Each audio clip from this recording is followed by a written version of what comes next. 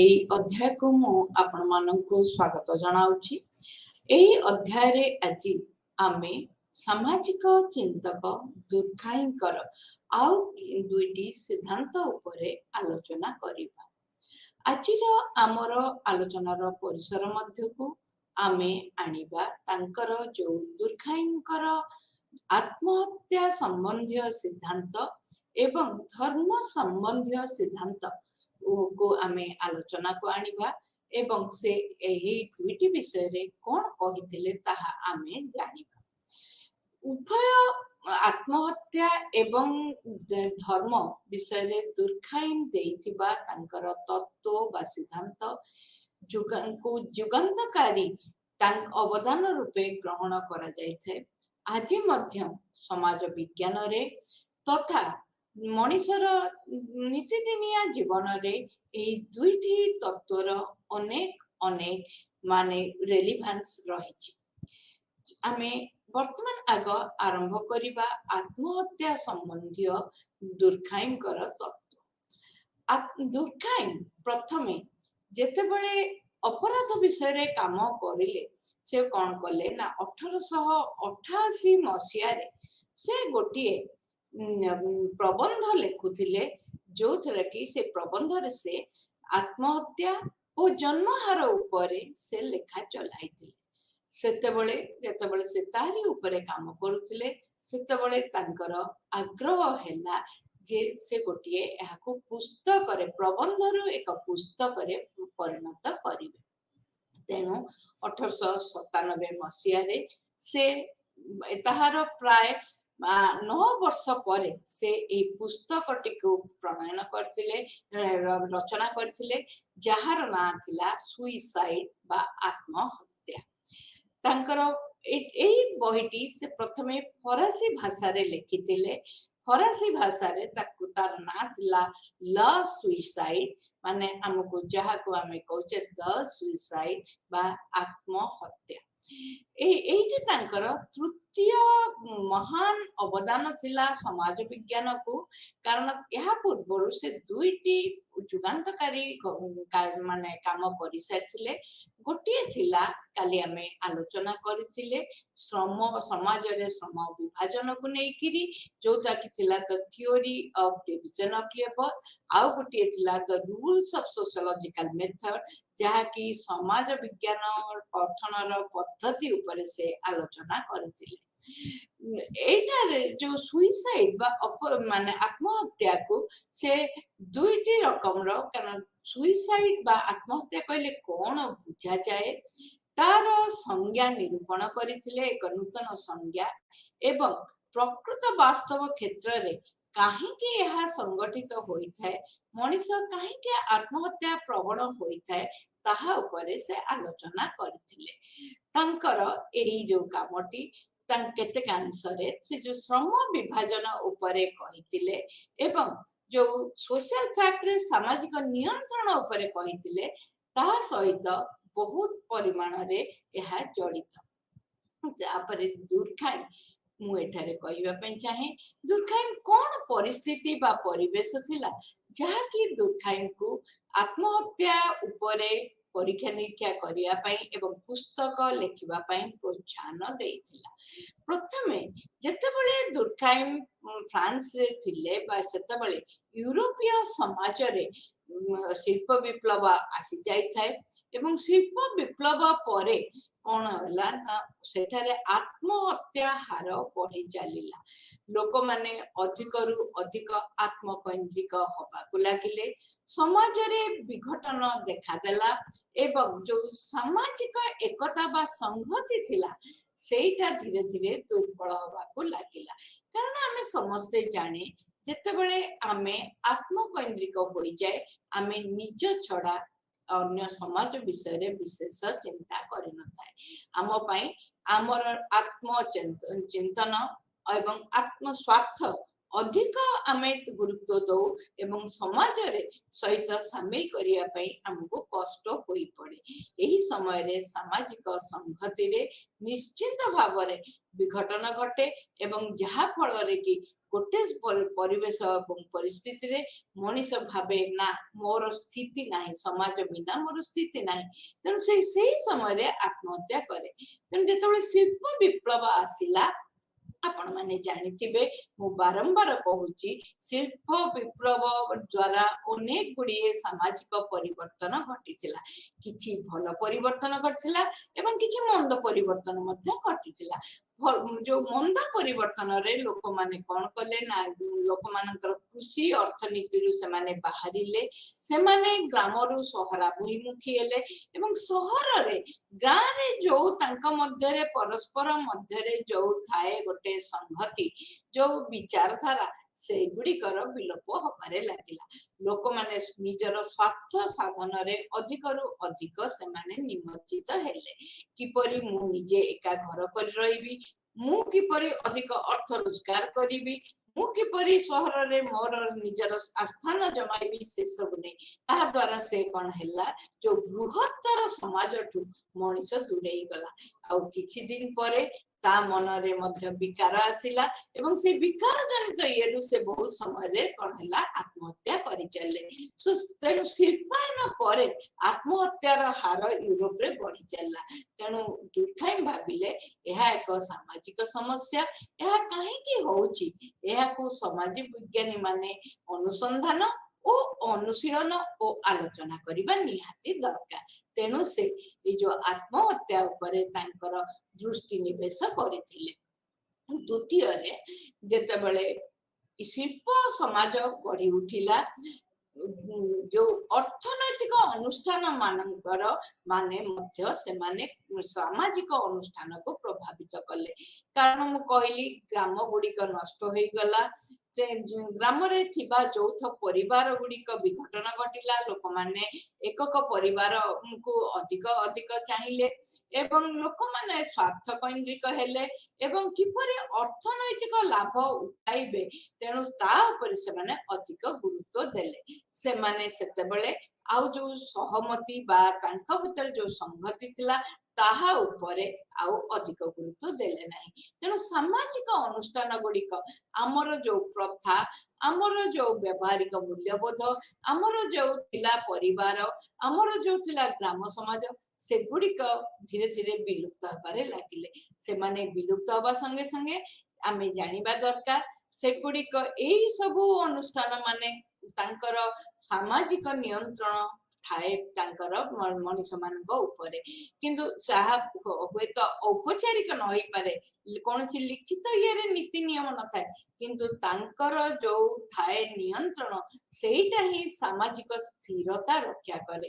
किंतु जेतेबेले सामाजिक अनुष्ठान माने अर्थनैतिक अनुष्ठान आविर्भाव जोगु बा अभ्युदय जोगु से माने कमी चलिले, सांकर प्रताप कमी गला एवं सेमानकर आउ कोनोसी प्रभुत्व रहिला नाही।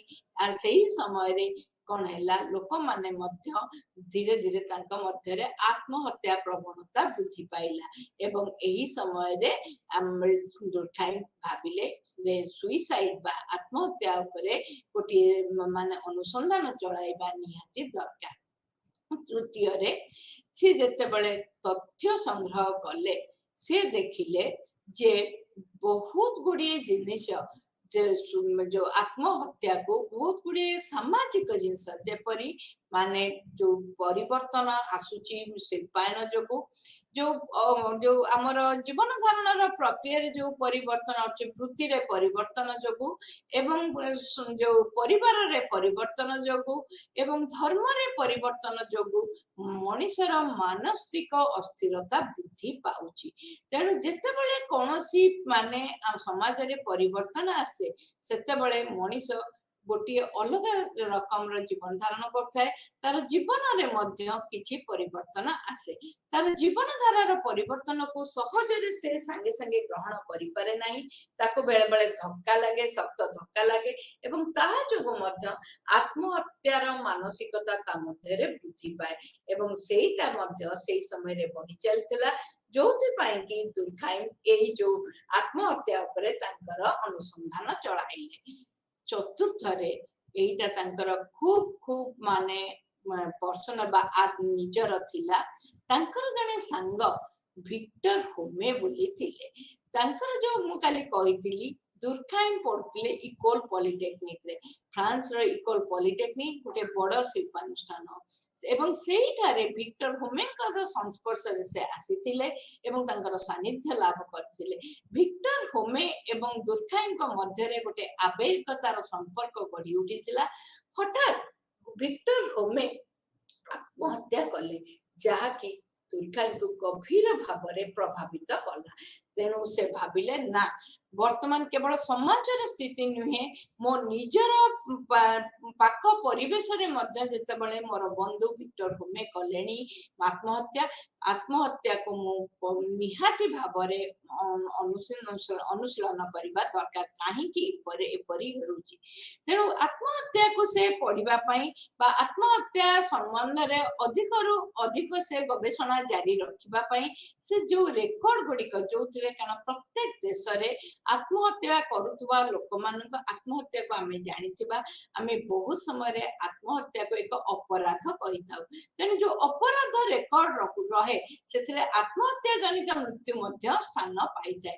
ତେଣୁ ସେ କଣ କଲେ ନା ଫ୍ରାନ୍ସ, ଜର୍ମାନୀ, ଇଂଲଣ୍ଡ, ଡେନମାର୍କ ଆଉ ଅଷ୍ଟ୍ରେଲିଆରେ ଯୋଉ ଆତ୍ମହତ୍ୟା ଅପରାଧର ତଥ୍ୟ ଥିଲା ସେଇଗୁଡିକ ତାଙ୍କ ରେକର୍ଡରୁ ଆଣିଲେ ଏବଂ ସେଇଠାରୁ ସେ ତାଙ୍କର ଆତ୍ମହତ୍ୟାର ଅନୁସନ୍ଧାନ ଚଳାଇଲେ ବା ଗବେଷଣା ଚଳାଇବାରେ ଲାଗିଲେ। ଆଉ ପ୍ରଥମ ଜିନିଷ ମୁଁ କହୁଛି ଯେ ଦୁର୍ଖାଇମ ଚାହୁଁଥିଲେ ଜଣେଇ ଦେବା ପାଇଁ ଆତ୍ମହତ୍ୟା ବହୁତର ମୂଳ କାରଣ ହଉଛି ସାମାଜିକ କାରଣ। ସମାଜରେ ଥିବା କିଛିଟା ପରିବର୍ତ୍ତନ, କିଛିଟା ସାମାଜିକ ସମସ୍ୟା, କିଛିଟା ସାମାଜିକ କାରକକୁ ନେଇକିରି ହିଁ ଆତ୍ମହତ୍ୟା ମଣିଷ କରିଥାଏ। ତେଣୁ ସିଏ ତାଙ୍କ ଯାଇ ପ୍ରଚଳିତ ଥିବା ଧାରଣା ଗୁଡିକୁ ସେ ଗୋଟିଏ ଗୋଟିଏ କରି ଖଣ୍ଡନ କରିବାରେ ଲାଗିଲେ। ଦୁର୍ଖାଇମଙ୍କ ଆଗରୁ ଯୋଉମାନେ ଆତ୍ମହତ୍ୟା ଉପରେ କିଛି ବା ଲେଖିଥିଲେ ବା କହୁଥିଲେ, ସେମାନେ କହୁଥିଲେ ଏହା ବଂଶଗତ। ଗୋଟିଏ ବଂଶରେ ଯଦି କିଏ କାହାର ପୂର୍ବ ପୁରୁଷରେ ବା ପୂର୍ବ ପିଢିରେ କିଏ ଆତ୍ମହତ୍ୟା କରିଥାଏ, ତାହେଲେ ସେଇ ଆତ୍ମହତ୍ୟା କରିବାର ପ୍ରବଣତା ସେଇ ଲୋକ ଦେହରେ ଥାଏ। ତେଣୁ ତାହା ମନରେ ସେଇ ମାନସିକତାଟା କେତେବେଳେ ବାହାରେ ଏବଂ ଯାହା ଦ୍ୱାରା କି ସେ ଆତ୍ମହତ୍ୟା କରିଥାଏ। କିନ୍ତୁ ଦୁର୍ଖାଇମ ଏହାକୁ ସମ୍ପୂର୍ଣ୍ଣ ରୂପେ ଖଣ୍ଡନ କଲେ, କହିଲେ ନା, ଆତ୍ମହତ୍ୟା ବଂଶଗତ ନ ହୋଇପାରେ। ଆତ୍ମହତ୍ୟା ହଉଛି ବେଶୀ ସାମାଜିକ, ବଂଶଗତ ନୁହେଁ। ବଂଶଗତ ହେଲେ ତାହାକୁ ଆମେ ଗୋଟେ ବାୟୋଲୋଜିକାଲ ପ୍ରକ୍ରିୟା ବା ଶାରୀରିକ ପ୍ରକ୍ରିୟା ବୋଲି କହିବା, କିନ୍ତୁ ଏହା ଶାରୀରିକ ପ୍ରକ୍ରିୟା ନୁହେଁ। ତାପରେ ଅନେକ ମାନେ ଯେତେବେଳେ ଜିଓଗ୍ରାଫର ମାନେ ବା କିଛି ମାନେ ଗବେଷଣାରତ ଲୋକମାନେ ସେମାନେ କହୁଥିଲେ ଯେ କୌଣସି ସ୍ଥାନର ଭୌଗୋଳିକ ସ୍ଥିତିକୁ ନେଇ ବା ତାର ଯୋଉ ଜଳବାୟୁକୁ ନେଇକିରି ମଧ୍ୟ ଆତ୍ମହତ୍ୟା ହୋଇଥାଏ। କାରଣ ସେମାନେ ଦେଖୁଥିଲେ ଯେଉଁ ଯେଉଁ ସ୍ଥାନ ମାନଙ୍କରେ ଟିକେ ରହୁଛି ଅତି ବାଜେ ଧରଣର ଜଳବାୟୁ, ଯେଉଁଠାର ଭୌଗୋଳିକ ପରିସ୍ଥିତି ଏପରି ଯେ ଲୋକମାନଙ୍କ ପାଇଁ ଜୀବନ ଧାରଣ କରିବା ବହୁତ କଷ୍ଟସାଧ୍ୟ ହୋଇଯାଏ, ଲୋକମାନେ ଘରୁ ବାହାରି ପାରନ୍ତି ନାହିଁ ଏବଂ ସେମାନେ ଏକାକିତ୍ୱ ମାନେ ତାଙ୍କର ଧାରଣା ଆସେ ଯେ ସେମାନେ ସମ୍ପୂର୍ଣ୍ଣ ଭାବରେ ଏକାକୀ, ସେମାନେ ନିଜକୁ ଚଳେଇବାର ଶକ୍ତି ନାହିଁ, ସେତେବେଳେ ସେମାନେ ଆତ୍ମହତ୍ୟା କରିଥାନ୍ତି। ଦୁର୍ଖାଇମ କିନ୍ତୁ ତାକୁ ମଧ୍ୟ ଖଣ୍ଡନ କଲେ। ତୃତୀୟ ଜିନିଷ ହଉଛି ଦୁର୍ଖାଇମଙ୍କ ଆଗରୁ ଗାବ୍ରିଏଲ ଟ୍ରେଡ ବୋଲି ଜଣେ ଥିଲେ ବିଜ୍ଞାନୀ, ଯିଏକି କହିଲେ ନା, ଆତ୍ମହତ୍ୟାଟା ଅନୁକରଣ ଯୋଗୁ ହୁଏ। ଅନେକ ଲୋକ ଦେଖନ୍ତି ଯେ ସିଏ ଆତ୍ମହତ୍ୟା କଲା, ମୁଁ ବି ଆତ୍ମହତ୍ୟା କରିଦେବି। ମନେକର ଆମେ ବହୁତ ସମୟରେ ବି ଆମର ଏବେ ଚାଷୀ ମାନେ ଆତ୍ମହତ୍ୟା କରୁଥିଲେ, ବହୁତ ସମୟରେ ଆମର ଖବର କାଗଜରେ ବାହାରୁଥିଲା ए चाषी की देखी से चाषी मध्य आत्महत्या करदेला। सेमाने भाबिले आत्महत्या गोटे सुविधा उपाय जो कि तांकर उपरे ऋण भार पड़िबो नाही, सेमाने ऋण सुझी पारुनांती। किंतु दुर्खाइम कहले यह अनुकरण जोगु केबे हेले होई न थाए। अनुकरणर जो दैथिले सिद्धांत ताकु मध्य दुर्खाइम संपूर्ण रूपे खंडन कले। आउ किछि जन कहउथिले ए मनीष चापग्रस्त मानसिक स्तर रे चापग्रस्त हेले से आत्महत्या करि थाए। किंतु दुर्खाइम कहले ना, मानसिक चाप मध्य मानसिक चाप गोटे लोक मध्य रे हेई पारे, गोटे लोक आत्महत्या करियो कि समाज रे एते लोकंकर कोन मानसिक चाप होउची जहा द्वारा कि से माने ही करछन। तेनु गोटे कारण होउची, सेटा होउची से करछन्ती सामाजिक कारण। गोटे समाज रे जदि किछिटा रुग्णता ग्रास करे, से रुग्णतार चापरे मनीष माने मनीष मध्य से रुग्णतार किछि प्रभाव पड़े एवं मनीष सेठारे आत्महत्या करिथाए। परिशेष रे जो कहले दारिद्र्य जोगु किंबा कोनोसी लोकर प्रेम संपर्क जोगु किंबा कोनोसी माने आत्मजनित कारक जोगु माने आत्महत्या करथा मनुष्य से ताकु मध्य खंडन कले। तेणु से कहिले आत्महत्या होची संपूर्ण समाजर परिस्थिति को नेइकिरी निर्धारित होइथाए। आत्महत्यार हार वृद्धि पाए जेतेबेले समाज रे किछि रुग्णता देखा दिए एवं काहेकि ना यह केबे वंशगत होई न पारे, यह केबे जलवायु जनित बा भौगोलिक कारण होई न पारे, यह केबे अनुकरण जोगु न होई पारे, यह मानसिक चापग्रस्त जोगु न होई पारे, किंबा यह दारिद्र माने जो प्रेम जनित कोनोसी असुख अनुभूति किंबा कोनोसी निजर जनित कारक जोगु न होई पारे। सामाजिक स्थिति रु ही आत्महत्यार उत्पत्ति बोली से कहउतिले। किंतु प्रकृत रे दुर्खाइम कथा जदि आमे चिंता करिबा, दुर्खाइम काहेकि मान तांको मतरे ताले आत्महत्या कोन, आत्महत्या काहेकि करे मनीष। दुर्खाइम कहिले जे सुइसाइड होची बा आत्महत्या तो गोटे कारण थाए एवं एई कारण केवल कोजल स्टडी से करि नथले, कारणगत से अनुसंधान करि नथले। तांको गवेषणा रे उभय कारण एवं ताहार अन्य कोनोसी जिंस सहित संपृक्ति बा को रिलेशनल स्टडी तांकर से सुइसाइड को आमे कहू एटा गोटे उभय होची कारणगत एवं संपृक्ति जनित परिस्थिति को संपर्क को से समय हमको दर्शाइछन्ती एही सिद्धांत रे। तेणु दुर्खाइम मतरे एटा होची जे आमे जेतोळे आत्महत्या कहूछु आमे भाबु एटा गोटे मनीष करछि, तेणु एटा मनीष जनित कारण जोगु ना, एटा केबे जनकर आत्म निर्धारित कारण जोगु नुहे, यहा होची सामाजिक कारणगत। गोटे लोक आत्महत्या करि पारे किंतु ताहा समाज सहित संपर्कित। तेणु ताहार कारण जेतेबेले आमे जानिबा, तार निराकरण कथा भाबिबा, आमे समाज विषय रे आग चिंता करिबा, से समाज को अनुध्यान करिबा। आउ से कहले जे आत्महत्या कारण जदि आमे देखिबा ताहा मनीषर मानवातीत मनीषर ठारू अधिक अनेक उपरे हेइथाए। तेणु मानवातीत काहेकि ना मनीषर कोनोसी कर्तृत्व से समय न थाए, समाजर मनीष पर किछि कर्तृत्व थाए एवं सामाजिक रुग्णता जोगु ही आत्महत्या भलिया मानसिक रुग्णता मनीष मध्य रे देखा दिए।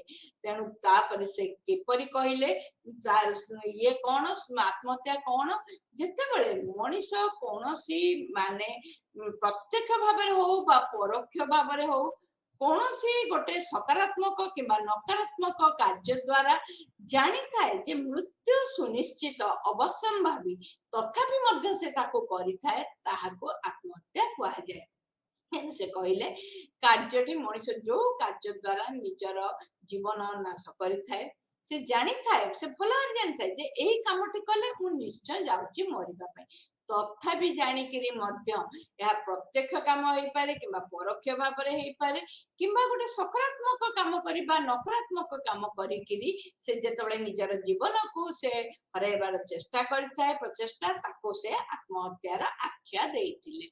तापरे दुर्खाई विभिन्न प्रकारर आत्महत्या उपरे आलोचना कले। दुर्खाईଙ୍କ पर्यंत जो बुद्धिजीवी माने एई आत्महत्या उपरे सेमानकर प्रतिफलन करिथिले सेमाने केबे हेले एई सामाजिक दृष्टिभंगी सामाजिक परिप्रेक्षी आत्महत्या को देखि नथिले। तेणु तांकर दुर्खाई दुईटी प्रमुख माने वर्णना ए जो आत्महत्या को बुझाइबा पई आत्महत्या को वर्णना करिया पई दुईटी प्रमुख मतवाद देले जहाँकि तांकर एई आत्महत्या जो सिद्धांत को रुचिमंत करिथाय बा रुचिमंत करिथाय। प्रथमे दुर्खाई कहिले जे जेतेबळे सामाजिक एकता बा लोकंक मध्यरे थिबा संगति रही थाए प्रत्येक समाज रे मनुष्य एवं समाज मध्यरे एकता और संगति रहिबा आवश्यक। किंतु जेतेबळे संगति रे ए जो यार गोटे संतुलन रहिबा दरकार। संगति कम हेई गले भी आत्महत्या हुए संगति बेसी हेई गले मध्य आत्महत्या हुए। तेणु उपयुक्त मात्रा रे संतुलन रक्षा करि पाले मनुष्य एवं समाजर संपर्क रे आत्महत्या हुए नाही।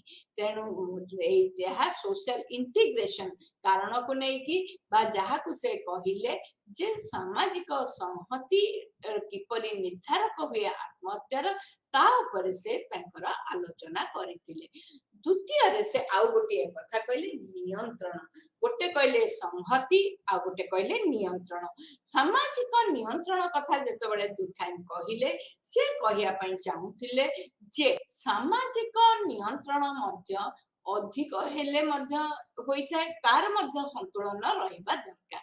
तेणु जेतेबेले सामाजिक संतुलन अत्यधिक हो जाए सेतेबेले भी मनुष्यर मनरे आत्महत्यार प्रवणता वृद्धि पाए एवं जेतेबेले यह कमी जाए ताहा मध्य मनुष्य को आत्महत्या आड़कू अधिक माने टाणी नहीं जाए। तेणु एइथि से कहले उभय संगति और नियंत्रण गोटे संतुलन रहिबा दरकार। आवश्यक परिमाण रहिबा दरकार। सेही आवश्यक परिमाण ठारू अधिक हेले खराब एवं कम हेले मध्य खराब जहा द्वारा कि समाज रे आत्महत्यार हार वृद्धि पाई थाए। तेणु से जो संगति की नहीं से दुईटी रकम आत्महत्या कथा कहले गोटे हेला सेटा इगोइस्टिक सुइसाइड जहाँ को कहले अहंवादी आत्महत्या आ गोटे कहले अल्ट्रुइस्टिक सुइसाइड जोटा को जहार अर्थ है परार्थवादी आत्महत्या। रेगुलेशन बा कंट्रोल को नहीं से दुईटी रकम कहले गोटे हूँ आदर्श विहीन मान जो नए कंट्रोल आदर्श विहीन आत्महत्या आउ गोटे कहले फाटालिस्टिक जोटा को से कहले भाग्यवादी आत्महत्या। वर्तमान आमे गोटे गोटे जो आत्महत्या प्रकार ता उपरे सविशेष आलोचना जारी रखिबा। वर्तमान आमे जदि इगोइज्म जो कॉन्सेप्ट आत्मवाद ताको अहंवादी आत्महत्या कहा जाए। आत्मा बा अहं बा जो ए जो कॉन्सेप्ट ऊनविंश शताब्दी माने जो जेतेबेले शिल्प समाज गढ़ी उठिला एवं समाज रे जेतेबेले सामाजिक एकता क्षुण्ण हैला सेतेबेले निजर आत्मचिंता वृद्धि पाइला सेही समय रे एई कॉन्सेप्ट रो उत्पत्ति होइतिला एवं जेतेबेले मनुष्य बृहत्तर समाज ठारू अलगा होई जाए निजको दूराई रखे आउ सेतेबेले से कौन हुए से केवल आत्मचिंतन रे निमग्न हुए से आत्म प्रतिफलन करि चले से निजे निज कथा बहुल भाव में भावी चले आउ कौन हुए ना बाहर दुनिया बहिर समाज ठारू से संपूर्ण रूपे विच्छिन्न हो जाए। आउ दुर्खाई मतरे होची ए जो अहं भाव केतेबेले हुए ନା ଯେତେବେଳେ ମଣିଷ କଣ ହୁଏ ଆଉ ସମାଜ ଦ୍ୱାରା ସାମାଜିକ ବନ୍ଧନରେ ସେ ବାନ୍ଧି ହୋଇ ରହେ ନାହିଁ, ମଣିଷ ଆଉ ସମାଜ ମଧ୍ୟରେ ଥିବା ସମ୍ପର୍କକୁ ଧୀରେ ଧୀରେ କଣ ହୁଏ ନା କମି କମି କମି କମି ଚାଲେ। ମଣିଷ ଅତ୍ୟଧିକ ସାମାଜିକ ପ୍ରାଣୀଠୁ ସେ ଆତ୍ମକୈନ୍ଦ୍ରିକ ପ୍ରାଣୀଟିଏ ହୋଇଯାଏ। ଆଉ ସେତେବେଳେ କଣ ହୁଏ, ସେ ଏତେ ଭାବରେ ଆତ୍ମ ପ୍ରତିଫଳନ କରେ ଯେ ତା ଭିତରେ ଆତ୍ମକୈନ୍ଦ୍ରିକତା ବହୁତ ବହୁତ ବୃଦ୍ଧି ପାଏ ଏବଂ ସାମାଜିକ ଏକତା ମାନେ ହାରିବାରେ ଲାଗେ। ଏହି ସମୟରେ ମଣିଷ କଣ ହୁଏ ନା ଯୋଉ ସାମୂହିକ ତାଙ୍କର ଯୋଉ ଗୋଟେ ମଣିଷ ସମାଜରେ ରହିଲେ କଣ ହୁଏ, ଆମେ ନିଜ ଚିନ୍ତା କରୁ ଅଳ୍ପ କିନ୍ତୁ ସାମୂହିକ ଚିନ୍ତା ବି କରୁନା, ମୁଁ ଏଇଟା କରିବିନି, ଏଇଟା ସାମୂହିକ ସ୍ୱାର୍ଥର ବିରୋଧୀ ଅଟେ। କିନ୍ତୁ ମଣିଷ ଏଠାରେ କଣ ହୁଏ ନା ସାମୂହିକ ସ୍ୱାର୍ଥକୁ ଜମା ମନେ ପକାଏ ନାହିଁ। ସେ କଣ ହୁଏ ନା ସେ କେବଳ ନିଜର ସ୍ୱାର୍ଥକୁ ଭାବି ଚାଲେ। ଏହି ସମୟରେ କଣ ହୁଏ ନା ବହୁତ ସମୟରେ ଏଇ ଦେଖାଯାଏ ଯେ ମଣିଷ କିଛି ଦିନ ସ୍ୱାର୍ଥବାଦୀ ହେଲା ପରେ ସେ ଗୋଟେ ଅବସ୍ଥାରେ ସେ ତାର ଗୋଟେ ଆସେ ଯେ ବୁଝିପାରେ ଯେ ମୁଁ ସମାଜ ଠାରୁ ପୁରା ଅଲଗା, ମୁଁ ଏତେ ଆତ୍ମକୈନ୍ଦ୍ରିକ ହେଇଯାଇଛି ଯେ ବର୍ତ୍ତମାନ ସମାଜରେ ମିଶିକି ଚଳିବା ବି ମୋ ପାଇଁ କଷ୍ଟ ହେଇଯାଉଛି, ଆଉ ମୋର ସୁବିଧା ଅସୁବିଧାରେ ସମାଜ ଆଉ ମତେ ରକ୍ଷା କବଚ ଭଳି କାମ କରିବ ନାହିଁ। ସେଇଥିପାଇଁ ଏଠି ସେ କେତେଟି ଉଦାହରଣ ଦେଇଥିଲେ। ଦୁର୍ଖାଇମ କହିଲେ ଯଦି ଆମେ ଧର୍ମକୁ ଦେଖିବା, ଦୁର୍ଖାଇମ ଦୁଇଟି ଧର୍ମର ଉଦାହରଣ ଦେଲେ। ସେ କହିଲେ ଯେ ପ୍ରୋଟେଷ୍ଟାଣ୍ଟ ଯୋଉ ଦେଶ ମାନଙ୍କରେ ପ୍ରୋଟେଷ୍ଟାଣ୍ଟ ଧର୍ମବାଦୀ ଦେଶ ମାନଙ୍କରେ ଆତ୍ମହତ୍ୟାର ସଂଖ୍ୟା ଅଧିକ, କିନ୍ତୁ ଯୋଉଗୁଡାକ କ୍ୟାଥୋଲିକ ରୋମାନ କ୍ୟାଥୋଲିକ ସମାଜ ସେଠାରେ ଆତ୍ମହତ୍ୟା ହାର କମ। ଏହାର କାରଣ କାହିଁକି ନା କ୍ୟାଥୋଲିକ ସମାଜରେ କ୍ୟାଥୋଲିକ ଧର୍ମରେ ଅନେକ ଗୁଡିଏ ନୀତି ନିୟମ ରହିଥାଏ ଯୋଉଗୁଡିକ କି ଲୋକଙ୍କୁ ବାନ୍ଧି ରଖିଥାଏ, ସେମାନଙ୍କ ନିୟନ୍ତ୍ରଣ ବହୁତ ଅଧିକ ଥାଏ। ମଣିଷ ବେଶୀ ଧର୍ମ ଦ୍ୱାରା ସାମାଜିକ କୈନ୍ଦ୍ରିକ ହୁଏ, ଆତ୍ମକୈନ୍ଦ୍ରିକ ହୋଇପାରେ ନାହିଁ। କିନ୍ତୁ ପ୍ରୋଟେଷ୍ଟାଣ୍ଟ ଧର୍ମ ହଉଛି ଅଧିକରୁ ଅଧିକ, ଏଇଟା ହଉଛି ଗୋଟେ ଓପନ ଧର୍ମ ଯୋଉଥିରେ କି ଏତେ ନୀତି ନିୟମର କଡାକଡି ନଥାଏ, ତେଣୁ ମଣିଷ ଆତ୍ମକୈନ୍ଦ୍ରିକ ହବା ପାଇଁ ସୁଯୋଗ ପାଏ। ତେଣୁ ପ୍ରୋଟେଷ୍ଟାଣ୍ଟ ଦେଶରେ ସେ ଦେଖିଲେ ଯେ ତାଙ୍କର ରେକର୍ଡରୁ ଯେ ଅଧିକରୁ ଅଧିକ ମାତ୍ରାରେ ସେଠାରେ ହଉଛି ମାନେ ଆତ୍ମହତ୍ୟାର ସଂଖ୍ୟା ଅଧିକ। ସେଇପରି ସେ ଦୁଇଟି ପ୍ରକାରର ପରିବାର ଦେଖିଲେ। ଗୋଟେ ଯୋଉ ପରିବାରରେ ପିଲା ଥାଆନ୍ତି, ମାନେ ପିଲା ଛୁଆ ଘର ସଂସାର କରିଥିବା ଗୋଟେ ପରିବାର କେବଳ ସ୍ୱାମୀ ସ୍ତ୍ରୀର ପରିବାର, ସ୍ୱାମୀ ସ୍ତ୍ରୀର ପରିବାରରେ ସେ ଦେଖିଲେ ଯେ ସେଠାରେ ତାଙ୍କର ବନ୍ଧନ ଏତେ ସୁଦୃଢ ନଥାଏ, ଯୋଉଥିପାଇଁକା କି ସେମାନଙ୍କ ମଧ୍ୟରେ ଆତ୍ମହତ୍ୟା ହାର ଅଧିକ ହୋଇଥାଏ। କିନ୍ତୁ ଯୋଉ ପରିବାରରେ ପିଲା ଥାଆନ୍ତି, ବାପା ମା ମାନେ ସ୍ୱାର୍ଥ କୈନ୍ଦ୍ରିକ ହୋଇପାରନ୍ତି ନାହିଁ, ପିଲାଙ୍କ ସ୍ୱାର୍ଥକୁ ନେଇକି ତାଙ୍କର ଚିନ୍ତା ଥାଏ, ତେଣୁ ସେଠାରେ ସ୍ୱାର୍ଥ ମାନେ ସେମାନେ ସହଜରେ ଆତ୍ମହତ୍ୟା କରନ୍ତି। କାରଣ ପ୍ରତ୍ୟେକ ସମୟରେ ସେମାନେ ଭାବନ୍ତି ଆମ ପରେ ଆମ ପିଲାର କଣ ହବ, ସେମାନେ କେବଳ ନିଜର ମାନେ ନିଜେ ରକ୍ଷା ପାଇବା ପାଇଁ ଆତ୍ମହତ୍ୟା କରନ୍ତି ନାହିଁ। ତେଣୁ ଗୋଟେ ହଉଛି ସେ କହିବା ପାଇଁ ଚାହୁଁଥିଲେ ଯୋଉଠି ମାନେ ଗୋଟେ ସମୂହରେ ଯେତେବେଳେ ସଂହତି ବା ଏକତା କମିଯାଏ, ସେତେବେଳେ ମଣିଷକୁ ଗୋଟେ ସମୟରେ ବହୁତ ଏକାକିତ୍ୱ ମାଡି ବସେ ଏବଂ ଅତି ଆଉ ଆତ୍ମକୈନ୍ଦ୍ରିକତାର ଯେତେବେଳେ ଚରମ ସୀମାରେ ମଣିଷ ପହଞ୍ଚିଯାଏ, ସେ ପୁରା ସମାଜ ଠାରୁ ବିଚ୍ଛିନ୍ନ ହୋଇଯାଏ ଏବଂ ସେତେବେଳେ ତାକୁ ଲାଗେ ନା ମୋର ସମାଜ ପାଇଁ ମୁଁ ଗୋଟେ ସମୟରେ ତାକୁ ଲାଗେ ନା ମୁଁ ସମାଜକୁ ବିଚ୍ଛିନ୍ନ ହେଲିଣି, ଆଉ ସମାଜକୁ ଫେରି ପାରିବିନି ଏବଂ ସେ ସେତେବେଳେ ତା ଉପରେ କୌଣସି ନିୟନ୍ତ୍ରଣ ନଥାଏ। ସେ କଣ କରେ, ଆତ୍ମବାଦୀ ହେଇଯାଇ ଅହଂବାଦୀ ଆତ୍ମହତ୍ୟା କରିଥାଏ। ବର୍ତ୍ତମାନ ଆମେ ଯିବା ଦ୍ୱିତୀୟ ପ୍ରକାର ଆତ୍ମହତ୍ୟା, ଯୋଉଟାକୁ ସେ କହିଲେ ପରାର୍ଥବାଦୀ ଆତ୍ମହତ୍ୟା। ପରାର୍ଥବାଦୀ ଆତ୍ମହତ୍ୟା ହଉଛି ଅହଂବାଦୀ ଆତ୍ମହତ୍ୟାର ଠିକ ଓଲଟା ବା ବିପରୀତ। ଯେତେବେଳେ ମାନେ ମଣିଷ ଆଉ ସମାଜ ମଧ୍ୟରେ ଏକତା ବା ସଂହତି ଏତେ ସୁଦୃଢ ହୁଏ ଯେ ମଣିଷ ନିଜତ୍ୱ ବୋଲି କିଛି ତାକୁ ଆଉ ସେ ଭାବେ ନାହିଁ। ସେ ପ୍ରଥମେ ଭାବେ ମୋର ସମୂହ ପାଇଁ ମୋର ସ୍ଥିତି ଆଉ ସମାଜ ପାଇଁ ମୋର ସ୍ଥିତି, ମୋ ନିଜର ସମାଜ ବ୍ୟତିରକେ ବା ସମୂହ ବ୍ୟତିରକେ ମୋର କୌଣସି ସ୍ଥିତି ନାହିଁ।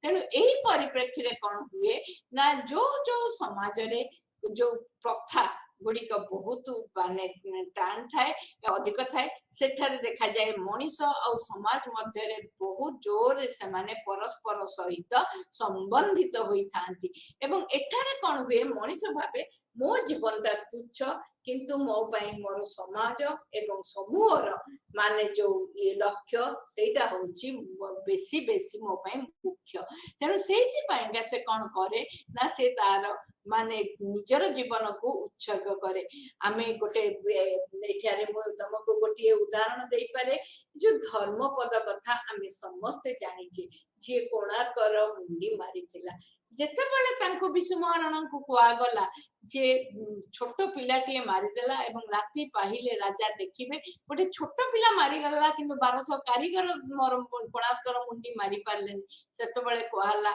जे से कौन गोटे पुओ पाइंका से ये ना ये सेतेबेले धर्मपद कौन कला सेठु चंद्रभागा को टेई पड़ला सेटा होची कौन तार माने पूरा कारीगर माने जो ये पाई समाज पाई से निजर जीवन को माने उत्सर्ग करितिला सेमती आमे जदी देखिबा आमे बहुत आमे आधुनिक समाज कथा आसंतु जो माने हमर सैनिक माने जो माने जाईकिरी अति कष्ट सिचुएशन रे बा परिस्थिति रे आम पाई देश पाई लड़ुचंदी से माने केबे निज पाई भाबी पारंती नै से माने सब बेले भाबंती जे देशर माने मान सम्मान एवं जातिर लोकंकर लक्ष्य पूरण एवं जीवन रक्षा होची तांकरे सेति पाई से माने मध्य बहुत समय रे निजर जीवन दान करी देश को रक्षा करथांती सेटा मध्य होची परार्थवादी आत्महत्या जानि थांती या द्वारा से माने मृत्यु मुख को जाउचंदी जेतेबेले गोटे माने कैप्टेन गोटे शिप रो बा जहाजर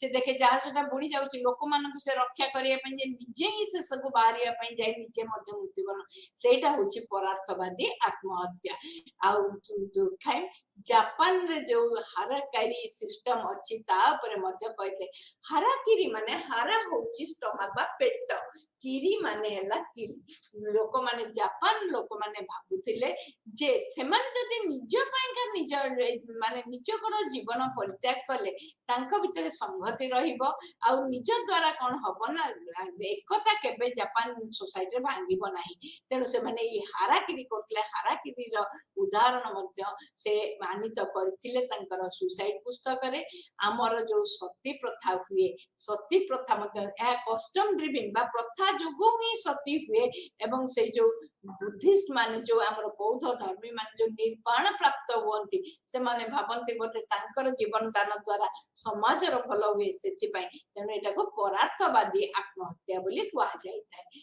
तृतीयटी होची आदर्श विहीन आत्महत्या आदर्श विहीन आत्महत्या कहले हमें कौन बुझू ना जेते बेले गोटे समाज रे सब बेले परिस्थिति समान न थाए बहुत समय रे समाज टी संकट देई गति करे संकट समय रे सेत बेले कौन हुए ना समाज रो नीति नियम धीरे धीरे कमी कमी चले नीति नियम कमिबो जेते बेले सेते बेले समाज नियंत्रण मध्य कमी चले एवं एहा द्वारा कौन हुए आ जो सामाजिक अनुष्ठान माने मध्य दुर्बल होई जानती तेणु तांकर द्वारा जो नियंत्रण थाए तांका हाथ रे से नियंत्रण कमी कमी जाए जता जाति प्रथा देखंतु जता आपण यौथ परिवार देखंतु हमर किनशिप देखंतु एवं जहा द्वारा कोन होए जेते बेले सेमानकर कर्तृत्व कमी जाए मनीष ऊपर मनीष पई कोनोसी नियम नीति न थाए से गोटे आदर्श विहीन समाज रे बास कला भलिया ताकू लागे समाज रो जो नियंत्रण रो माने प्रकार्य थाए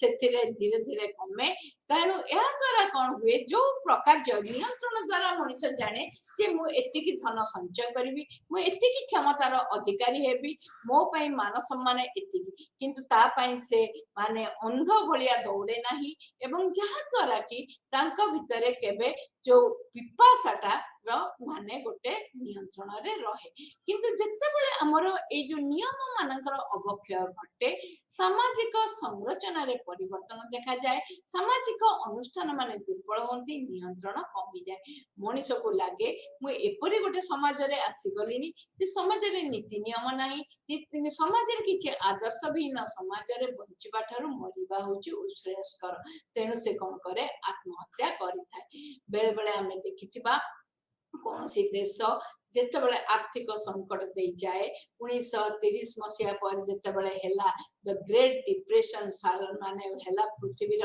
ମାନେ ପଶ୍ଚିମ ଭାଗରେ, ସେତେବେଳେ ବହୁତ ରକମର ଆତ୍ମହତ୍ୟା ଘଟିଥିଲା। ବର୍ତ୍ତମାନ ଦେଖନ୍ତୁ ଯୁଦ୍ଧକାଳୀନ ପରିସ୍ଥିତିରେ ୟୁକ୍ରେନ ହଉ, ସେତେବେଳେ ମାନେ ଯେତେବେଳେ ଆର୍ଥିକ ସଙ୍କଟ ଆସେ, ଯୁଦ୍ଧ ଜନିତ କାରଣରୁ ଆସେ, ସେତେବେଳେ ମଧ୍ୟ ଏଇ ଲୋକ ଭାବେ ଆଦର୍ଶବିହୀନ ସମାଜରେ ସମ୍ପର୍କର କିଛି ମୂଲ୍ୟ ନଥାଏ, ଜୀବନର କିଛି ମୂଲ୍ୟ ନଥାଏ, ଏବଂ ସେଥିପାଇଁ ସେ କଣ କରେ ନା ସେ ମଧ୍ୟ ସେତେବେଳେ ମାନେ ଆତ୍ମହତ୍ୟା କରିଥାଏ। ତାକୁ କୁହାଯାଏ ଆଦର୍ଶବିହୀନ ଆତ୍ମହତ୍ୟା। ଶେଷକୁ ଆମେ ଯୋଉଟାକୁ କହୁଛେ ଭାଗ୍ୟବାଦୀ ଆତ୍ମହତ୍ୟା। ଭାଗ୍ୟବାଦୀ ଆତ୍ମହତ୍ୟା କହିଲେ ଏହା ମଧ୍ୟ ହଉଛି ଚତୁର୍ଥ, ଯେତେବେଳେ କଣ ହୁଏ ସେଥିରେ ନିୟନ୍ତ୍ରଣ କମି ଯାଉଥିଲା ବୋଲି ହଉଥିଲା। ଭାଗ୍ୟବାଦୀ ଆତ୍ମହତ୍ୟାରେ ନିୟନ୍ତ୍ରଣ ଏତେ ଅଧିକ ହୋଇଯାଏ, ମଣିଷ କିଛି ଦିନ ଯାଏ ଭାବେ ମୋର ଭାଗ୍ୟ ମତେ ସହିବା ପାଇଁ ପଡିବ, କିନ୍ତୁ ଯେତେବେଳେ ଅତ୍ୟଧିକ ହୋଇଯାଏ ମଣିଷ ସମ୍ଭାଳି ପାରେ ନାହିଁ, ସେତେବେଳେ ମଧ୍ୟ ଆତ୍ମହତ୍ୟା ପ୍ରବଣତା ତା ମଧ୍ୟରେ ବୃଦ୍ଧି ପାଏ, ସେଇ ମାନସିକତାଟା ତା ମଧ୍ୟରେ ଜାରି ହୁଏ। ତେଣୁ ଏହା ଦ୍ୱାରା କଣ ହୁଏ ନା ବହୁତ ଯେତେବେଳେ ନିୟନ୍ତ୍ରଣ ହୁଏ, ତେଣୁ ବର୍ତ୍ତମାନ ବେଳେ ବେଳେ ଆମେ କହୁ ଯୋଉ ଆମର ଫାର୍ମର ସୁଇସାଇଡ, ଚାଷୀ ସୁଇସାଇଡ ହଉଛି ବା ଆତ୍ମହତ୍ୟା କରୁଛନ୍ତି, ଯେତେବେଳେ ବ୍ୟାଙ୍କର ଯେତେବେଳେ ତାଙ୍କର ସେମାନଙ୍କର ଏପଟେ କଣ ହଉଛି ନା କୃଷିରେ ସେମାନେ କିଛି ଲାଭ ପାଉନାହାନ୍ତି, କୌଣସି ଦୁର୍ବିପାକ ଯୋଗୁଁ କୃଷି ଉତ୍ପାଦନ କମି ଯାଉଛି, ସେପଟେ କିନ୍ତୁ ବ୍ୟାଙ୍କରୁ ସେମାନେ ଋଣ ନେଇଛନ୍ତି ଏବଂ ସୁଝି ପାରୁନାହାନ୍ତି, ଏବଂ ବ୍ୟାଙ୍କ ତାଙ୍କ ଘର କୋରଖ କରିଦବ, ତାର କଡାକଡି ନିୟମ ରହିଛି। ଅତି କଡାକଡି ନିୟମରେ ମଧ୍ୟ ସେ କଣ କରେ, ଆଉ କୌଣସି ବାଟ ନ ପାଇକିରି ସେ କଣ କରେ, ଆତ୍ମହତ୍ୟା କରିଥାଏ। ସେପରି ଆଉ ଗୋଟିଏ ଉଦାହରଣ ମୁଁ ଦେବି। ପୂର୍ବ କାଳରେ ଯେତେବେଳେ ଥିଲା କ୍ରୀତଦାସ ସମାଜ, କ୍ରୀତଦାସ ସମାଜରେ କଣ ହଉଥିଲା ନା କ୍ରୀତଦାସ ସମାଜରେ ମଣିଷ ମାନେ ସବୁବେଳେ ସେମାନେ ଦାସତ୍ୱକୁ ସ୍ୱୀକାର କରୁଥିଲେ, ସେମାନେ ଭାଗ୍ୟବାଦୀ ହୋଇ ପଡୁଥିଲେ, ଆମର ଭାଗ୍ୟ ଏମିତି, ତେଣୁ ଆମେ ଏଇପରି ସମାଜରେ ଜନ୍ମ ହେଇଛୁ। କିନ୍ତୁ ଗୋଟେ ସମୟ ପରେ ସେମାନେ ଭାବନ୍ତି ଜୀବନ ହଉଛି ନିରର୍ଥକ, ତେଣୁ ସେମାନେ ଜୀବନ ଦାନ କରିବା ପାଇଁ ପଛାନ୍ତି ନାହିଁ, ଏବଂ ସେଇଥିରୁ ହିଁ ଭାଗ୍ୟବାଦୀ ଆତ୍ମହତ୍ୟା ହୋଇଥାଏ। ତେଣୁ ଏହିପରି ଭାବରେ ଦୁର୍ଖାଇ ଦୁଇ ପ୍ରକାରର କାରଣକୁ ନେଇ ଆତ୍ମହତ୍ୟା କହିଲେ। ଗୋଟିଏ କହିଲେ ଯେତେବେଳେ ସଂହତି ଏବଂ ନିୟନ୍ତ୍ରଣ, ଏଇ ଦୁଇଟି ସାମାଜିକ କାରକ ଦ୍ୱାରା ଆତ୍ମହତ୍ୟା ସଂଗଠିତ ହୋଇଥାଏ, ଏବଂ ସଂହତି ଏବଂ ନିୟନ୍ତ୍ରଣର ଗୋଟେ ସନ୍ତୁଳନ ରହିବା ଦରକାର ସମାଜରେ। ଯେତେବେଳେ ଏଇ ସନ୍ତୁଳନରେ ଅଭାବ ହୁଏ ବା ସେଥିରେ କିଛି ପରିବର୍ତ୍ତନ ହୁଏ, ତା ମାନେ ଯେତେବେଳେ ସଂହତି କମିଯାଏ ଆତ୍ମହତ୍ୟା ହୁଏ ଅହଂବାଦୀ, ଯେତେବେଳେ ସଂହତି ଅତି ବଢିଯାଏ ପରାର୍ଥବାଦୀ ଆତ୍ମହତ୍ୟା ହୁଏ। ସେହିପରି ନିୟନ୍ତ୍ରଣ ଯେତେବେଳେ କମିଯାଏ ଆଦର୍ଶବିହୀନ ଆତ୍ମହତ୍ୟା ହୁଏ, ଯେତେବେଳେ ନିୟମ ଅତି ବଢିଯାଏ ସେତେବେଳେ ମଧ୍ୟ ଆତ୍ମହତ୍ୟା ହୋଇଥାଏ। ତେଣୁ ଏହା ଥିଲା ଦୁର୍ଖାଇଙ୍କର ସାମାଜିକ କାରଣଗତ ଆତ୍ମହତ୍ୟାର ତତ୍ତ୍ୱ, ଏବଂ ଯାହାକି ଆଜି ମଧ୍ୟ ଆମେ ତାକୁ ଆଲୋଚନା କରୁଛେ। ଆଉ ପ୍ରତ୍ୟେକ ଆତ୍ମହତ୍ୟାକୁ ଦେଖିଲେ ମଧ୍ୟ ଆଜି ମଧ୍ୟ ଆମେ ଦୁର୍ଖାଇଙ୍କର ଏଇ ଯୋଉ 4 ରକମର ଯୋଉ ସେ ବର୍ଣ୍ଣନା କରିଥିଲେ, ତା ମଧ୍ୟରୁ ଗୋଟିଏ ମାନେ ନିଶ୍ଚୟ ଗୋଟେ କୋଉଥିରେ ଆଜିର ଆତ୍ମହତ୍ୟା ମଧ୍ୟ ଆମେ ଫିଟ୍ କରିପାରୁଛେ, ତେଣୁ ତାହାର ମୂଲ୍ୟବୋଧ ଆଜି ମଧ୍ୟ ଆମେ ଅନୁଭବ କରୁଛେ। ବର୍ତ୍ତମାନ ଆମେ ତାଙ୍କର ଯୋଉ ଆଜିର ଦ୍ୱିତୀୟ ମତବାଦ ବା ଦ୍ୱିତୀୟ ସିଦ୍ଧାନ୍ତ ବା ତତ୍ତ୍ୱ ଯୋଉଟାକୁ ଧର୍ମକୁ ନେଇ କହିଥିଲେ, ତାହା ଉପରେ କିଛି ଆଲୋଚନା କରିବା। ଦୁର୍ଖାଇ ତାଙ୍କର ଏଇ ଯୋଉ ଧର୍ମର ତତ୍ତ୍ୱକୁ ତାଙ୍କର ଗୋଟିଏ ବହି ଦେଇ ଲେଖିଥିଲେ 1912 ମସିହାରେ। ତା ନାଁ ଥିଲା the elementary forms of religious life, ମାନେ ଧାର୍ମିକ ଜୀବନର ପ୍ରାଥମିକ ବିଭାଗ ଗୁଡିକ ଉପରେ ଲେଖିଥିଲେ। ଏହା ଥିଲା ତାଙ୍କର ଏକ ଯୁଗର ସୃଷ୍ଟିକାରୀ ମାନେ ରଚନା, ଏବଂ ସେଇଠାରୁ ସେଥିରେ ମଧ୍ୟ ସେ ସାମାଜିକ ମାନେ ସମାଜରେ ଧର୍ମର ମାନେ କାର୍ଯ୍ୟ ଏବଂ ଧର୍ମ କିପରି ସୃଷ୍ଟି ହୁଏ, ଧର୍ମ କିପରି ଯୁଗ ଯୁଗ ଧରି ମାନେ ରହିଥାଏ ସମାଜରେ, ଏବଂ ସମାଜ ପ୍ରତି ତାର ପ୍ରକାର୍ଯ୍ୟ କଣ ତାରି ଉପରେ ଆଲୋଚନା କରିଛନ୍ତି। ବିଶେଷ ଭାବରେ ଏଇ ଯୋଉ ଧର୍ମ ତତ୍ତ୍ୱ ବା ଧର୍ମ ସିଦ୍ଧାନ୍ତରେ ଦୁର୍ଖାଇମ ଚାହିଁଲେ ଧର୍ମର ଉତ୍ପତ୍ତି, ତାର କାରଣ ଏବଂ ଧର୍ମର गोटे हूँ उत्पत्ति केमिति उत्पत्ति लाभ करे तार कारण किपरि धार्मिक माने प्रथाटा चली थाए एवं तार प्रकार्य कौन तारी ऊपर से अधिक रु अधिक भाव में आलोकपात करछंती। दुर्गाଙ୍କ ପାଇଁ धर्म एक मानविक माने कार्य नुहे, यह होची एक समूह सामूहिक घटना एवं सामूहिक घटना कहीं जे जो ही समाज रे एकता आसी था जितेबाला से सामाजिक संगति सामाजिक एकता कथा कही ए दुईटी तांकर मूल रहा श्रम विभाजन रे भी कही केमती सामाजिक संगति रक्षा करे धर्म रे मध्य कहले धर्म ही सामाजिक एकतार मुख्य कारण जितेबाला लोक माने एकाठी धर्म ना रे लोक माने एकाठी हुअंती मध्य धीरे धीरे जो आमे कहूचे संपर्क वृद्धि पाए तेणु धर्मर मुख्य कार्य है जे समाज को से एकता बंधन रे बांधि रखे समाज को से कौन हुए ना किपरि जुग जुग धरी समाज रही पारिबो धर्मानुष्ठान बा धर्म प्रक्रिया जोगु ही समाज बंची रही है। तेणु दुर्खाइम तांकर जो धर्म संबंधी तत्व बा सिद्धांत को से देले कहा को आगे कले से केउठार तांकर ए धर्म सिद्धांतर माने उच्च घटिला बा से कले ना जेतेबेले से ऑस्ट्रेलिया रे गोटिए जनजाति थिले ताकू दुर्खाइम मतरे से थिले सबुठारु आदिम जनजाति ताकू कहले अरुंता ट्राइब से अरुंता जनजाति मध्य रे से तांकर धार्मिक माने प्रथा धर्मर परिप्रकाश धर्मानुष्ठान ताकू से लक्ष्य करी तांकर ए धार्मिक सिद्धांत रे पहुंची थिले। दुर्खाइम विश्वास करुथिले जे जदि आमे गोटे अति आदिम धर्म को पढ़िबा देखिबा तार संरचना को आलोचना करिबा बा अनुशीलन करिबा ताहले आमे कौन धर्मर प्रकार्य कौन ता विषय रे अधिक रु अधिक सचेतन होई परिबा। तेनु दुर्खाइम तांकर जो माने जेतेबेले धर्म संबंध रे कहले दुर्खाइम को आगु स्पेंसर कहिथिले आत्मा पूजा होउछि धर्म किंतु दुर्खाइम कहले ना आत्मा पूजा धर्म नुहे और दुर्खाइम प्रकृतिवाद जोटा कि मैक्स मुलर नेचरिज्म मैक्स मुलर कहले मनुष प्रकृति की पूजा करे प्रकृतिवाद ही होउछि धर्म ताकू मध्य खंडन कले एवं से कौन कले ना जो टाइलर देइथिले एनिमिज्म बा जहा को कहले टोटेम वाद ताकू कौन कले ना ताकू मध्य एनिमिज्म जोटा कहले ताकू मध्य से प्रत्याख्यान कले। दुर्खाइम कहले जे धर्म कहले होउछि एक समन्वित विश्वास एवं कार्यधारा जहाँकि मनीष को किछि कार्य रु ताकू प्रतिहत करे एवं ताकू कहे किछिटा कार्य ताकू अलग करी रखे एवं तार गोटे मन रे किछि विश्वास किछि कार्यधारा पाई ताकू साहा प्रोत्साहित करे एवं एई विश्वास एवं कार्यधारा केवल गोटे मनीष ठारे देखा जाय नाही ताहा गोटे समूह मध्य रे माने जेतेबेले चलप्रचल होउथवा मनीषंक ठारे देखा जाय एवं एहा द्वारा कोन हुए ना सांक मध्य रे एक साधारण भावधारा जागृत हुए एवं ये साधारण भावधारा जगु से माने एकाठी एका सम विश्वास सम कार्यधारा जगु से माने एकाठी होई पारंती एवं तांका मध्य रे एकता बा संगति वृद्धि पाए आ से एथिरे चर्च विषय रे मध्य कहिले जे चर्च होची जोथरे कि प्रत्येक माने नियमित भाव रे यदि चले कार्यधारा चले बहुत धार्मिक माने प्रवचन हुए धार्मिक कार्य चले ताहा मध्य समाज रे एकता आनिबारे गोटे मुख्य बा प्रमुख भूमिका ग्रहण करिथाय।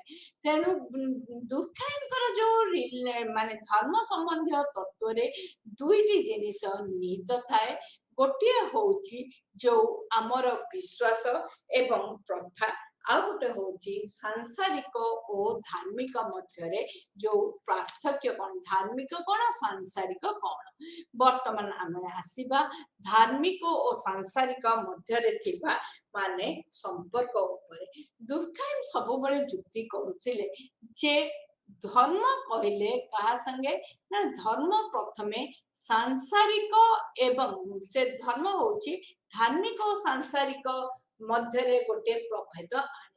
ଧର୍ମ ଦୃଷ୍ଟିରେ ଧାର୍ମିକ ଯାହାକୁ କୁହାଯାଏ ସେ ହଉଛି ଅଲଗା ଏବଂ ସାଂସାରିକ ହଉଛି ନୀତି ଦିନର ଚଳ ପ୍ରଚଳରେ ମଣିଷ ଯୋଉ ଜୀବନ ଧାରଣରେ ଯୋଉ ଜିନିଷର ସମ୍ପର୍କିତ ହୁଏ ତାକୁ କୁହାଯାଏ ପ୍ରୋଫେନ୍, ଯୋଉଟାକୁ କହିଲେ ସେ ସାଂସାରିକ। ତେଣୁ ଧାର୍ମିକ ହଉଛି ସବୁବେଳେ ଉଚ୍ଚ ସ୍ତରରେ ଥାଏ, ମଣିଷ ତାକୁ ଗୋଟେ ଅଲଗା ଦୃଷ୍ଟିରେ ଦେଖେ। ଆଉ ତେଣୁ ଗୋଟେ କିନ୍ତୁ ସେ ଏହା କହିଲେ ଏହା ହଉଛି ମାନବାତୀତ।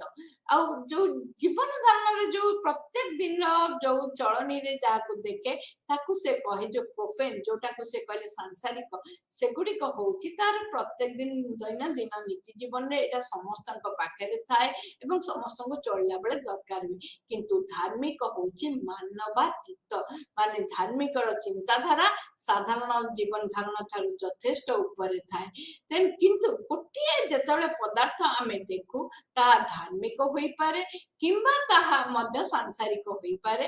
ମଣିଷ କିପରି ତାକୁ ଆମେ ଯୋଉ କହୁ ମାନିଲେ ଦିଅ ନ ମାନିଲେ ପଥର, ନ ମାନିଲେ ପଥର ଯୋଉଟା କହୁ ସେଇଟା ହଉଛି ଆମେ ଭାବୁ ସେଇଟା ଦୈନନ୍ଦିନ ଜୀବନରେ ଦେଖୁଛୁ।